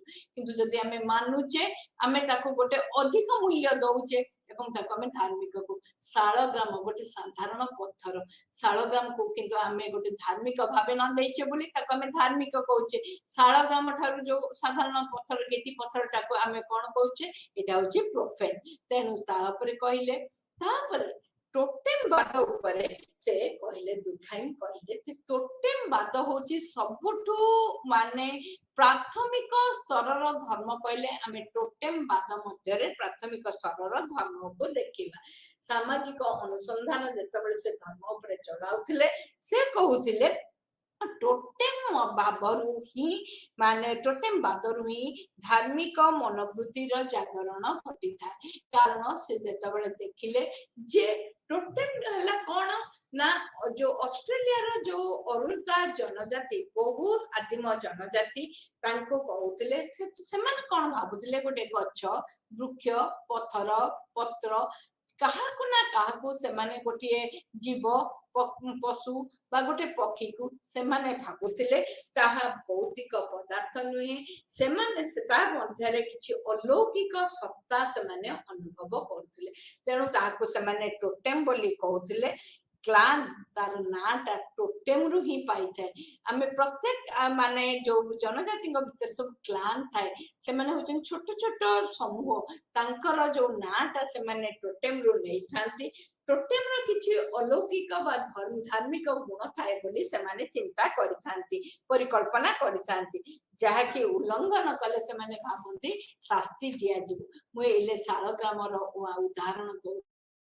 ଗ୍ରାମର ଯେତେବେଳେ ଉଦାହରଣ ଦଉଛି, ଶାଳ ଗ୍ରାମକୁ ଆମେ ସାଧାରଣରେ ଏମିତି ଛୁଁ ନାହିଁ, ତାର ପୂଜା ପଦ୍ଧତି ଆମେ ଅଲଗା କରି ଗଢି ତୋଳିଛୁ। ତେଣୁ ସାଧାରଣ ପଥରଟାକୁ ଯେମିତି ଆମେ ଆମ ପାଦରେ ମାଡି ଚାଲୁ, ଶାଳ ଗ୍ରାମକୁ ଦେଖିଲେ ଆମେ ନିଜକୁ ଦୂରାଇ ରଖୁ, ଆମେ କେତେବେଳେ ଶାଳ ଗ୍ରାମ ଛୁଇଁ ପାରିବୁ ତାକୁ ଚିନ୍ତା କରୁ। ଦୁର୍ଖାଇଙ୍କ ମତରେ ଦିଟା କ୍ଲାନ୍ ଥିବେ ଗୋଟେ ମାନେ ଜନଜାତିରେ, କିନ୍ତୁ ସେମାନଙ୍କର ମାନେ ସେମାନଙ୍କର ବି ମାନେ ଦିଟା ଟୋଟେମ୍ ବା ଟୋଟେମ୍ ଏକା ହେଇପାରେ। ତାପରେ ଟୋଟେମ୍ କଣ କଣ ହବ, ଗୋଟେ ମାନେ ପଶୁ ହେଇପାରେ, ଗୋଟେ ପରିବା ହେଇପାରେ, ଯେକୌଣସି ମାନେ ଦ୍ରବ୍ୟକୁ ସେମାନେ ଭାବନ୍ତି କୌଣସି ଧାର୍ମିକ ଗୁଣର ଅଧିକାରୀ ତାକୁ ସେମାନେ ଟୋଟେମ୍ କହନ୍ତି। ଆଉ ସେମାନେ କହନ୍ତି ଏମାନେ ଟୋଟେମ୍ ଦ୍ଵାରା ସେ ଧର୍ମ ମାନେ ସେଇ ଯୋଉ ସମୂହର ଧର୍ମଟା ଟୋଟେମ୍ରେ ପ୍ରତିଫଳିତ। ଟୋଟେମ୍ ହିଁ ତାଙ୍କର ଧର୍ମକୁ ଜଣାଇଥାଏ। ତେଣୁ ଲୋକମାନେ କ୍ଲାନ୍ର ଯୋଉ ଲୋକମାନେ ସେମାନେ ସେ ଯୋଉ ଟୋଟେମ୍ ବୋଲି ମନା ଯାଉଥିବା ଯୋଉ ଆନିମଲ ବା ପଶୁ ପକ୍ଷୀ ତାଙ୍କୁ କେବେ ବି ଶିକାର କରିବେନି। କାରଣ ତାଙ୍କୁ ଶିକାର କରି ସେମାନେ ଯଦି ଭୋଜି କରି ଖାଇବେ କେବଳ କୌଣସି ଭୋଜି ଭାତ ସମୟରେ ସେମାନଙ୍କର ଯଦି ନିୟମ ଥାଏ ତାହେଲେ ସେତେବେଳେ ସେମାନେ କରିପାରିବେ, କିନ୍ତୁ ସେମାନେ କରିବେନି। କରିଲେ ସେମାନେ ଭାବନ୍ତି ସେମାନେ ଦଣ୍ଡିତ ହେବେ ଏବଂ ତାଙ୍କୁ ପ୍ରକୃତି କିଛି ଶାସ୍ତି ମଧ୍ୟ ଦବ। ତାପରେ ଦୁର୍ଖାଇମ୍ ଆମର କିଛି କ୍ରିୟା କର୍ମ ଉପରେ ମଧ୍ୟ କହିଥିଲେ ଏବଂ କ୍ରିୟା କର୍ମର କଣ କଣ ସାମାଜିକ ମାନେ ଦାୟିତ୍ୱ ରହିଛି ତା ଉପରେ ମଧ୍ୟ କହିଥିଲେ। ସେ କହିଲେ ଯେ ପ୍ରତ୍ୟେକ ଧର୍ମରେ କିଛି ଧାରଣା ରହିଛି, କୋଉ ଧର୍ମରେ ଧାରଣା ନାହିଁ ବୋଲି ଆମେ କହିପାରିବାନି। ଆଉ ପ୍ରତ୍ୟେକ ଧର୍ମରେ ଧାରଣା ଥାଏ, ଧାରଣାରୁ କିଛି କାର୍ଯ୍ୟବିଧି ବା କର୍ମକାଣ୍ଡ ସୃଷ୍ଟି ହୋଇଥାଏ, ଯାହାକୁ କି ସେ ରାଇଟ୍ କହିଲେ। ବିଲିଫ ହଉଛି ଧାରଣା ଆଉ ରାଇଟ୍ ହେଲା କର୍ମକାଣ୍ଡ। ଆଉ ଆମେ ଯଦି ଦେଖିବା ପ୍ରତ୍ୟେକ ଧର୍ମରେ, ହିନ୍ଦୁ ଧର୍ମ ହଉ, ସେ ମୁସଲମାନ ଧର୍ମ ହଉ ବା ସେ ମାନେ କୌଣସି ଖ୍ରୀଷ୍ଟିଆନ ଧର୍ମ ହଉ, ପ୍ରତ୍ୟେକ ଧର୍ମରେ ଲୋକଙ୍କର ଗୋଟେ ବିଶ୍ୱାସ ଥାଏ। ସେଇ ବିଶ୍ୱାସକୁ ତାଙ୍କର ଦୈନନ୍ଦିନ ଜୀବନ ଧାରାରେ ପ୍ରତିଫଳନ କରିବା ପାଇଁ ସେ କିଛି କର୍ମକାଣ୍ଡ ମଧ୍ୟ ସୃଷ୍ଟି କରିଥାନ୍ତି। ଆଉ ତେଣୁ ଏଇ ଯୋଉ ଧାରଣା ବା ଚିନ୍ତନ ବା ଆମର ମନୋବୃତ୍ତି, ଏଇ ସବୁ ଗୁଡାକ ଦ୍ଵାରା କଣ ହୁଏ, ଆମର ଏଇ ସବୁଥିରେ ଆମର ଧର୍ମ ମନୋବୃତ୍ତି ମାନେ ପ୍ରତିଫଳନ ହୋଇଥାଏ। ଆମେ ଯଦି ମୁଁ ମିଛଟିଏ କହିବା ପାଇଁ ଯାଉଛି, ନା ଧର୍ମ ମୋର କହୁଛି ମିଛ କହିଲେ ମୁଁ ଶାସ୍ତି ପାଇବି, ମତେ ତାହା ପ୍ରତିହତ କରୁଛି। ତେଣୁ ଧର୍ମର କାମ ହେଲା ପ୍ରତ୍ୟେକ ସମୟରେ ଆମ ଧାରଣାରେ ସେ ଦୃଢୀଭୂତ ହୋଇ ରହିଥାଏ। ଧାରଣାର ଆମର କ୍ରିୟା ଚିନ୍ତନକୁ ସେ ଗ୍ରାସ କରେ, ଚିନ୍ତନରୁ ଆମର କର୍ମକାଣ୍ଡକୁ ସେ ଆସେ ଏବଂ ଆମର ମତକୁ ମଧ୍ୟ ସେ ନିର୍ଦ୍ଧାରଣ କରେ। ମୁଁ କରିବି କରିବିନି, କରିବି କରିବିନି, ଏଇ ଯୋଉ ଭାବ ତା ମଧ୍ୟରେ ଆମ ମଧ୍ୟରେ ସେ ସୃଷ୍ଟି କରେ। ତେଣୁ ଧର୍ମ ସାକ୍ରେଡ୍ ଆଉ ପ୍ରୋଫେନ୍ ଯୋଉଟା ଦୈନନ୍ଦିନ ଆଉ ଅଲୌକିକ ଧାର୍ମିକ ଓ ସାଂସାରିକ ମଧ୍ୟରେ ସବୁବେଳେ ଗୋଟେ ବିଭେଦ ସୃଷ୍ଟି କରେ ଏବଂ ଧାର୍ମିକକୁ ଉଚ୍ଚାସନ ଦେଇଥାଏ ଆଉ ସାଂସାରିକକୁ କୋଣାସନ ଦେଇଥାଏ। ତେଣୁ ଯେତେବେଳେ ଆମେ କ୍ରିୟାକର୍ମ କଥା କହୁଛେ, ସେଗୁଡିକ ହେଲା ଆମେ ଯୋଉ ରକମର ପ୍ରତ୍ୟେକ ଦିନ ଜୀବନରେ ଆମେ କିଛି ଆମର ଅଛି କଣ କଣ କରିବା, କଣ କଣ କରିବାନି, କିଛିଟା କାର୍ଯ୍ୟ ଆମେ କରୁ, କିଛିଟା କାର୍ଯ୍ୟ କରୁନି, ସେଗୁଡିକ ଆମ କ୍ରିୟାକର୍ମ। କିମ୍ବା ଧର୍ମଟିଏ ପୂଜାଟିଏ ହେଲେ ଦୀପଟିଏ ଆଣୁଛେ, ଧୂପଟିଏ ଦଉଛେ, କଳସରେ ପାଣି ଆଣୁଛେ, ଏଗୁଡିକ ମଧ୍ୟ କ୍ରିୟାକର୍ମ ବୋଲି କୁହାଯାଏ। ତେଣୁ ତାଙ୍କ ଦୁର୍ଖାଇମ କହିଲେ 4 ପ୍ରକାରର କ୍ରିୟାକର୍ମ ଆମେ ଧର୍ମରେ ଗ୍ରହଣ କରିଥାଉ। ସେ 4 ପ୍ରକାରର କ୍ରିୟାକର୍ମ କଣ? ପ୍ରଥମଟାକୁ ସେ କହିଲେ ହଉଛି ଯେ ସାକ୍ରିଫାଇସିଆଲ ରାଇଟ୍, ମାନେ ଯୋଉଥିରେ କି ଆମେ ଯେତେବେଳେ କଣ କରୁ ନା ଆମେ ଏଥିରେ କଣ ହଉ ନା କାହାକୁ ଯେତେବେଳେ ଆମେ ଦାନ ଦଉ କିମ୍ବା କୌଣସି ହୋମ ଯଜ୍ଞ କରୁ, ସେଇ ସମୟରେ କିଛିଟା କର୍ମକାଣ୍ଡ କରିଥାଉ। ଏଗୁଡାକ ହେଲା ଯେ ଏଇ କର୍ମକାଣ୍ଡ ଗୁଡିକ ବିଭିନ୍ନ ପ୍ରତ୍ୟେକ ଯୋଉ କ୍ଲାନ ଥାଏ ଆଦିମ ଜନଜାତିଙ୍କ ମଧ୍ୟରେ, ଯୋଉମାନେ କି ଟୋଟେମ ପୂଜା କରନ୍ତି, ସେମାନଙ୍କ ଜୀବନ ପାଇଁ ଏହାର ପ୍ରାଥମିକତା ବହୁତ ବହୁତ ଅଧିକ। ଆଉ ଏଗୁଡିକରେ କଣ ହୁଏ, କଣ ଖାଇବେ, କଣ ପିଇବେ, କଣ କଣ ସେମାନେ ଭାବନ୍ତି ଏଇ ଦିନ ଏହା ଖାଇଲେ, ଏଇ କର୍ମକାଣ୍ଡ କଲାବେଳେ ଏହା ଖାଇଲେ ଆମ ମଧ୍ୟରେ ମଧ୍ୟ ଗୋଟିଏ ଶକ୍ତିର ଜାଗରଣ ହୁଏ, ପୁନର୍ଜାଗରଣ। ସେମାନଙ୍କ ମତରେ ପ୍ରତ୍ୟେକ ମଣିଷର ଶକ୍ତି ରହିଛି। ଶକ୍ତି କାହାର ସୁପ୍ତ ଏବଂ କାହା ପାଖରେ ଶକ୍ତିଟା ବିଲୁପ୍ତ ଥାଏ, ସୁପ୍ତ ଥାଏ ଏବଂ କାହା ପାଖରେ ଶକ୍ତିର ମାନେ ମଧ୍ୟ ଆଉ କର୍ମକାଣ୍ଡ ଦ୍ଵାରା ଏଇ ଶକ୍ତିର ପୁନର୍ଜାଗରଣ ହୁଏ ବୋଲି ଆମର ବିଚାର କରାଯାଏ। ଏଇ ଯୋଉ ସାକ୍ରିଫାଇସିଆଲ ରାଇଟ୍ ବା ହୋମ ଯଜ୍ଞ ବେଳେ ଆମେ ଯୋଉ କରୁ, ଯୋଉ ମାନେ କର୍ମକାଣ୍ଡ କରୁ, ସେଗୁଡିକ କଣ ହୁଏ ନା ଆମ ଭିତରେ ଆମେ ସମସ୍ତେ ଏକାଠି ହଉ, ଏକାଠି ହେଲା ପରେ କଣ ହୁଏ ନା ଆମେ ତାକୁ କର୍ମକାଣ୍ଡ କରୁ। ଆମେ ଅଷ୍ଟପ୍ରହରୀଟେ ହଉ କିମ୍ବା ଯାହା ହଉ, ନାମ ଯଜ୍ଞଟେ ହଉ, ଆମେ ସେତେବେଳେ ଏଇ ସାକ୍ରିଫାଇସିଆଲ କର୍ମକାଣ୍ଡ କରୁ, ଯାହା ଦ୍ଵାରା ସମଗ୍ର ସମୂହର ଲୋକ ଏକାଠି ହଉ, ଆମ ଭିତରେ ଗୋଟେ ଏକତା ବୃଦ୍ଧି ପାଏ, ଆମେ ଆତ୍ମକୈନ୍ଦ୍ରିକ ଚିନ୍ତାଧାରାରୁ ଯାଇ ଅଧିକରୁ ଅଧିକ ସମାଜ ସହିତ ସଂଶ୍ଳିଷ୍ଟ ହଉ। ଦ୍ଵିତୀୟଟା ସେ କହିଲେ ଅନୁକରଣୀୟ କର୍ମକାଣ୍ଡ। ଅନୁକରଣୀୟ କର୍ମକାଣ୍ଡ ହେଲା ଯେ ଏଇ ଯୋଉ କର୍ମକାଣ୍ଡ ଗୁଡିକ ଆମେ କଣ କରୁ ନା ଏଗୁଡିକ ମାନେ ଆମେ ବହୁତ ଗୁଡିଏ ମାନେ ଶକ୍ତି ଚାହୁଁ, ସେଇ ଯୋଉ ଶକ୍ତି ଗୁଡିକ ପାଇଁକା ଆମେ କଣ କରୁ ନା ସେଥିପାଇଁ ଆମେ ବିଭିନ୍ନ ରକମର ମାନେ ନଉ କଣ ନା ତାଙ୍କୁ ୟାକୁ ଦେଖି ମାନେ ଦେଖିଥିବେ ପଶୁ ମାନଙ୍କର ମାନେ ନେଇ ପତକ ପିନ୍ଧିଥାନ୍ତି। ଆଉ ଏଥିରେ କଣ ହୁଏ, ଅନେକ ଗୁଡିଏ ଜନଜାତିର ଲୋକ କଣ କରନ୍ତି ନା ସେମାନେ ଭାବନ୍ତି ତାଙ୍କ ଟୋଟେମର ଯଦି ଇଏ ନେଇକି ପିନ୍ଧିଲେ କିମ୍ବା କାନରେ ବାନ୍ଧିଲେ किंबा पेटरे सेमाने दाग कले ता द्वारा तांको मध्यरे मध्य एई शक्ति जागृत हुए। तेणु सेमाने बेसी भाबरे जो पशु पक्षी को टोटेम बोली ग्रहण करितांती तांकर चित्र सेमाने ग्रहण करितांती मुहरे करितांती एवं सेमाने भाबन ता द्वारा भगवानकर शक्ति ता द्वारा तांको देहरे प्रवेश करे। तृतीय होउची सेमाने मने पकेइबा पई स्मृति चारण करिया पई क्रियाकर्म पुराणा को मने पकाई यही क्रियाकर्म करा जाए। केते गुड़िए क्रियाकर्म मन करा आमे एठी श्राद्ध कथा कहिबा। श्राद्ध जदि आमे करूचे आज एहा गोटे कमेमोरेटिव राइट आमे किंतु कोन हुए आमे जो क्रियाकर्म करू आमे विभिन्न ठाकुर को आज पूजा करूचे से माने कोन होचंती ना पूर्व पुरुष देव पुरुष तांको जो करू विभिन्न आमे जो से कहउतिले जो से आदिम जनजाति बा अरुणता जाति को से देखिथिले से माने मध्य विभिन्न प्रकार क्रिया कर्म करुथिले केतेबेले से माने करुथिले जे होम यज्ञ करुथिले केतेबेले से माने कोन करथिले अनुकरणीय क्रिया कर्म करथिले भाबुथिले जे मानक पाके शक्ति दरकार युद्ध को जीवा पूर्व से माने अनुकरणीय कर्म कार्य करथिले कमेमोरेटिव हैला स्मृति चारण करिया पई के पूर्व पुरुष से चली जाइचंती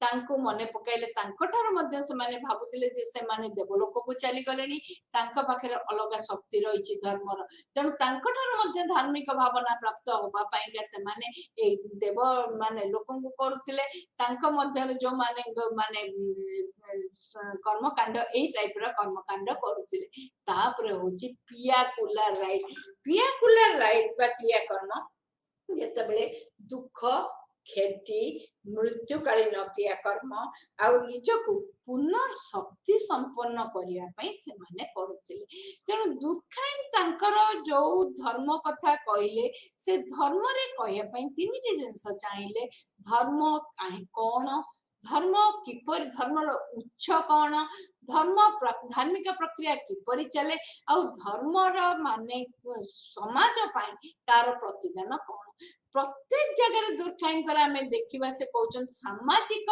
एकता पाई ही धर्मर मान धर्मर मुख्य प्रकार जो होची सामाजिक एकता निबा तापरे से जो टोटेम कथा कहिले टोटेम किपर आ जो प्रथमे से कहिले धर्म किपरि अलगा करिके रखे धार्मिक सांसारिक रो अलगा प्रकृत रे आमे देखिबा पई गले आज मध्य हम जीवन धारण प्रक्रिया रे आमे धार्मिक आ सांसारिक को अलगा करी रखिछि सांसारिक आम ठाकुर को घर अलगा ठाकुर बासन अलगा से गुडी को आमे सांसारिक ये संगे रखे नाही सांसारिक क्रियाकर्म आमे जेते बेले टिके पाए आमे सेते बेले धार्मिक दुनिया को जाए तेणु प्रत्येक लोकर धार्मिक और सांसारिक थाए किंतु धार्मिक ये रे मध्य ताको किछि समय दबा पाई पड़े तापर से कहिले किपरि भाबरे विभिन्न मनुष्यर धारणा मनुष्यर काम का क्रिया कर्म किपरि ए धार्मिक मनोवृत्ति द्वारा माने परिचालित एवं ता द्वारा किपरि समाज रे एकता आसे तापर कहिले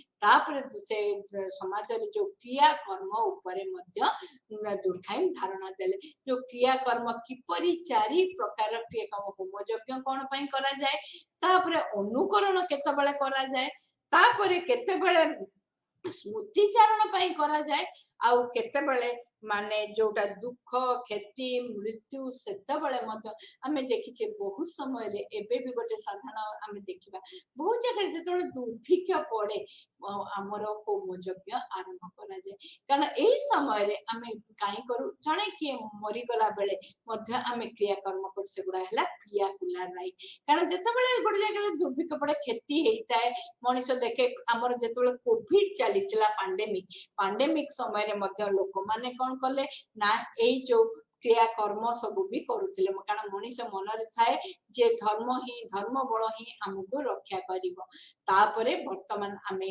दुर्खाइन कर ए धर्म जो नियम सिद्धांत कहिथिले तार मध्य केते गुडिए समालोचना हेतला सेई समालोचना परे आमे एले आलोचना करिबा दुर्खाइन समस्त कहले धर्मटा एक्चुअली आमे जदि प्रकृत क्षेत्र रे देखिबा आमे भाबू जे धर्मर जने माने धर्म गुरु थांती किंतु दुर्खाइन कोउठारे मध्य धर्म गुरु कथा कहनांती से धर्म अनुष्ठान चर्च कथा कहचंती किंतु धर्म गुरु कथा कहनांती आजि काली आमे बहुत रकम बाबा माता ଏଇ ସବୁ କଥା କହୁଛେ ଧର୍ମଗୁରୁ, କିନ୍ତୁ ଆଜିକାଲି ସେ ଯୋଉ କହୁଛେ ଆମେ ଯୋଉ ମାନେ ହ୍ୟୁମାନ ଗଡ, ସେ ତାଙ୍କର ସେ ଧାରଣାରେ ମଧ୍ୟ ସେଇଟା ନଥିଲା।